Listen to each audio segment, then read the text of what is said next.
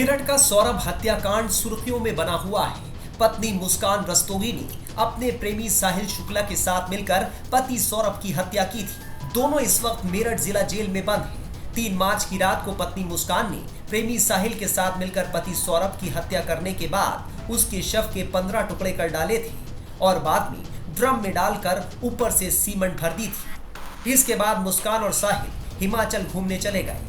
जब लौट कर आए तो इस हत्याकांड का राज खुला।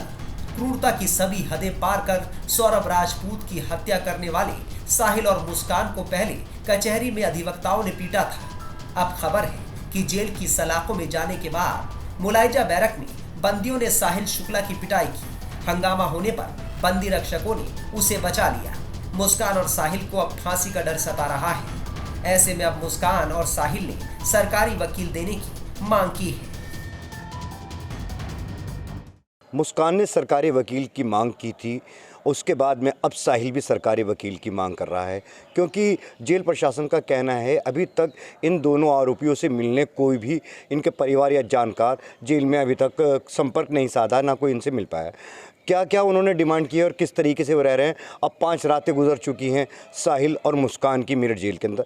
हमारे से बात करने के लिए मेरठ जिला जेल के जो वरिष्ठ जेल अधीक्षक हैं डॉक्टर वीरेंद्र शर्मा जी मौजूद हैं। उन्हीं से जानते हैं अब उनके क्या हालात हैं और जेल में क्या क्या उन्होंने मांग रखी है। डॉक्टर साहब, ये जो मुस्कान है उसने सरकारी वकील की मांग की थी, अब उसके बाद में साहिल ने भी सरकारी वकील की मांग की है। कितनी सच्चाई है और क्या है? ये बात सही है कि पहले मुस्कान ने सरकारी वकील की मांग की थी, उसकी प्रक्रिया प्रारंभ कर दी थी और कल साहिल ने भी रात को ये कहा है कि उसे भी सरकारी वकील चाहिए, क्योंकि कोई भी व्यक्ति जेल में ऐसा नहीं रह सकता जिसके पास विधिक सहायता ना हो। उसे विधिक सहायता की आवश्यकता पड़ती है केस लड़ने के लिए, तो उससे भी प्रार्थना पत्र लिया जा रहा है। उससे कहा गया है कि आप प्रार्थना पत्र दीजिए और दोनों प्रार्थना पत्र आज माननीय न्यायालय को हम लोग भेज देंगे कि इनको सरकारी वकील उपलब्ध कराया जाए। अतः ये बात बिल्कुल सही है कि साहिल ने भी अब सरकारी वकील की मांग की है। अच्छा, बताया जा रहा है कि जो मुस्कान है उसका प्रेगनेंसी टेस्ट हुआ है या कराया जाएगा? देखिए, अभी केवल स्वास्थ्य परीक्षण जो प्रारंभ में जैसे ही बंदी आता है कारागार में होता है वो हुआ है। प्रेगनेंसी टेस्ट की ये प्रक्रिया है कि यदि कारागार चिकित्सक पाते हैं कि प्रेगनेंसी टेस्ट होना चाहिए तो वो हमको लिखित रूप में देते हैं। फिर जिला महिला अस्पताल से गायनोकोलॉजिस्ट को हम बुलाते हैं। यदि वो रिटर्न में रिकमेंड करती हैं तो महिला को जिला महिला अस्पताल भेजकर प्रेगनेंसी टेस्ट कराते हैं। अभी जेल चिकित्सक ने ऐसा कुछ लिखकर नहीं दिया है। यदि उन्होंने लिखकर दिया तो पूरी प्रक्रिया का पालन करते हुए प्रेगनेंसी टेस्ट कराया जाएगा।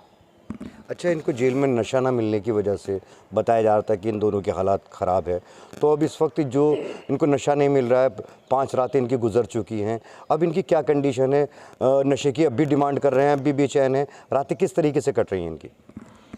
देखिए, नशे के आदी थे, इसकी वजह से प्रारंभ में दिक्कत हुई तो विड्रॉल सिम्टम रोकने की जो दवा दी गई, नशा मुक्ति केंद्र जो जेल में चलता है उसके माध्यम से योग प्राणायाम ध्यान के माध्यम से छुड़वाया। नशा धीरे धीरे छुड़वा रहे हैं, उससे लाभ हुआ तथा आवश्यकता पड़ी तो जिला महिला अस्पताल से महिला के लिए 2 काउंसलर्स बुला के उसकी काउंसलिंग कराई गई है तथा जेल चिकित्सक के द्वारा साहिल की काउंसलिंग कराई गई। उस काउंसलिंग से भी काफ़ी लाभ मिला है और धीरे धीरे नशा इनका छूट रहा है तथा नशे की जो आदत है, मांग है, वो कम हो रही है और सामान्य जीवन जेल के अन्य बंदियों की तरह ये लोग व्यतीत कर रहे हैं।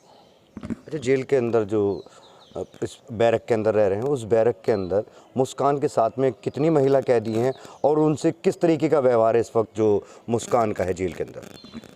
मैं सिर्फ इतना कहना चाहूँगा, सुरक्षा की दृष्टि से कितने लोगों के साथ रह रही है बताना ठीक नहीं। मैं सिर्फ इतना कहना चाहूँगा कि वो नए बंदी जो रहते हैं महिला बैरक में उसी तरह रह रही है, सामान्य रूप से रह रही है, स्टाफ से और हमारी अन्य महिला बंदियों से बात भी कर रही है और किसी तरह की कोई समस्या नहीं। तथा ये कहा गया है और बंदियों से कि केस के बारे में और इस घटना के बारे में उससे सवाल जवाब न करें।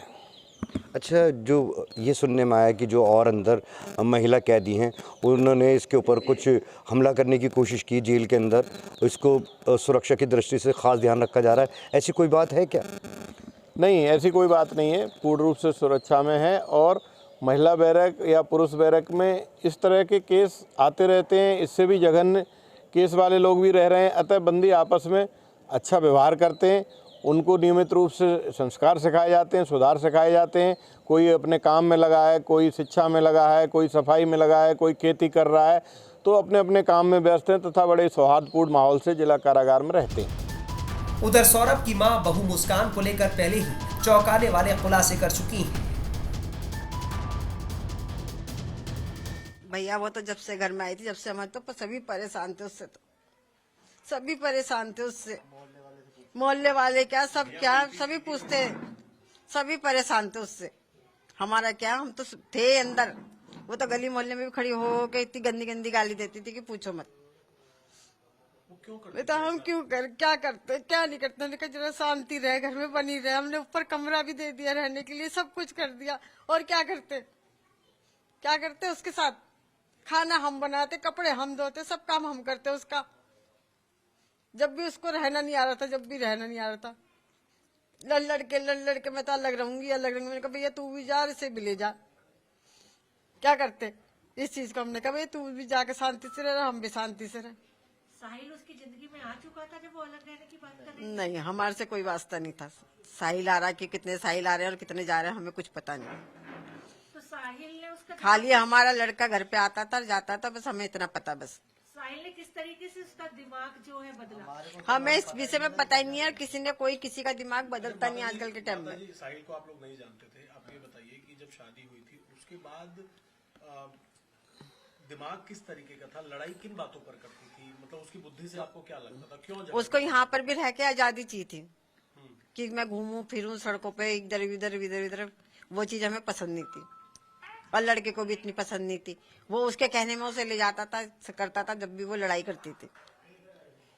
क्या कुछ पूजा पाठ या इस तरीके की चीजें करती थी सबको परेशान करने के लिए, या बेटे को परेशान करने भाई हम इस चीज में न तो जानते ना, हमें पता है इस चीज का।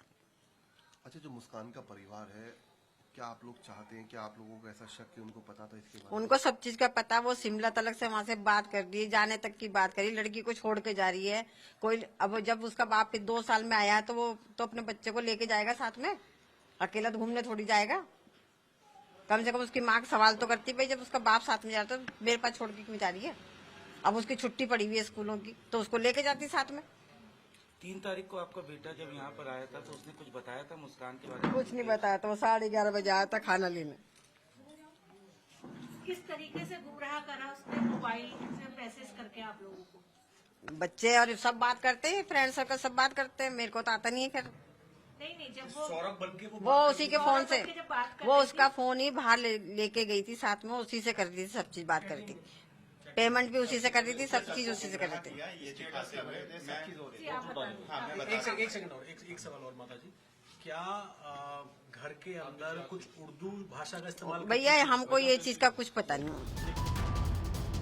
जाहिर है मुस्कान और उसके प्रेमी साहिल ने क्रूरता की सारी हदें पार कर दी। मुस्कान ने तो झूठे प्यार के लिए अपने सुहाग की ही इतनी बेरहमी से हत्या कर डाली, और अब मुस्कान और साहिल जेल में ही। फिलहाल आगे की जिंदगी भी उनकी जेल में ही गुजरने वाली है।